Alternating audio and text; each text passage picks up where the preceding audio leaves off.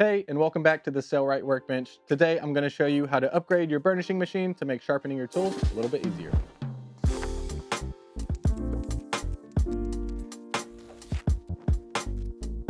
And all you'll need is, of course, a burnishing machine, and then 6 of our large size polishing wheels, some polishing compound, and some contact cement. And this doesn't take long, so let's get into it. Our burnishing machine comes with a burnishing side, a sanding disc, and a polishing wheel.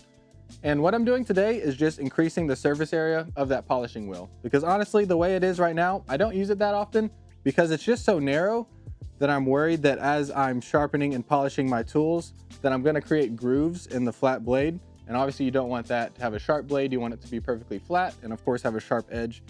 So in essence, what I'm doing is just getting a lot more of those wheels. I'm gonna glue them together so that there's no gaps in between them, put them back on the burnishing machine, sand everything flush, and then hit it with some polishing compound. Then I'll be ready to go to sharpen my tools. And the only downside to this tip is that you are gonna lose the small polishing disc because we've got to make room for those other ones. So we'll take that piece off for now. And I'm gonna use this shaft right here to kind of align all these pieces together as I glue them. To glue these together, I'm gonna be using S18 contact cement, and I'm gonna make sure to go pretty light because I don't want a lot of glue residue on the edges. So just enough to keep them together. And a little goes a long way with the contact cement. So I'm just putting enough to adhere the 2 layers together. I don't want to overdo it because I don't want a glue gap in between them, and I don't want any glue spilling over onto the side. And you could probably get by skipping this step where I glue it together, but I want it to be one unit to be easy to take on and off of the machine. And I also don't want any small gaps in between the layers. So I'll give that a few minutes to get tacky, and then we will adhere the pieces together.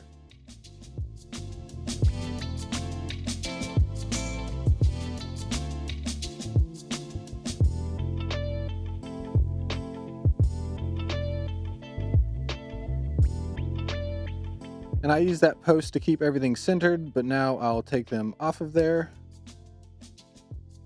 so that I can get a little bit more pressure and push them all down.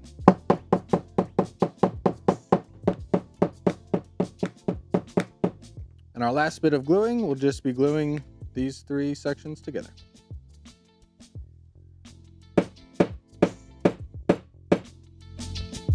Now that we've got our big leather donut, it's time to go back to the burnishing machine. And I'll put that back on. And now you'll notice if you look closely, there's still very subtle grooves. So for the next part of this video, I'm going to focus on smoothing those out with some sandpaper before we're done. So I've got some 120 grit sandpaper right here. So I'm gonna turn on the machine and just start smoothing that out. Then once I've done the 120, I think this is like 220 or 320 and it's on a block, so it's perfectly flat. And I'll finish off with that.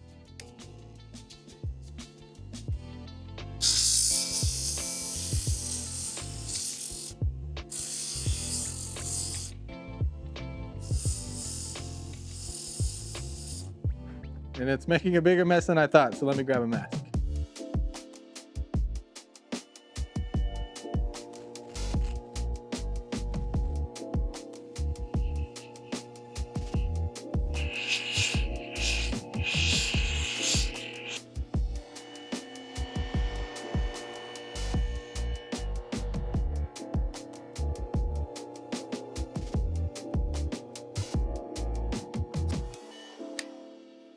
And the last step is to add the polishing compound, and I'm going to use the white, which is the fine compound. There is one more that is more fine than that, the green extra fine, but since I already have this strop with the green compound, I'm going to do the white on the burnishing wheel.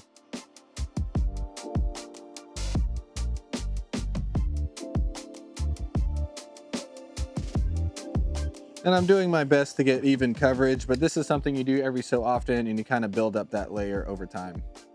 So that should be a great starting point. And that's all it takes. I'll leave everything linked in the description below if you want to pick up a few supplies and do this to your machine. Now I'm going to start sharpening some of my knives. Thanks for watching.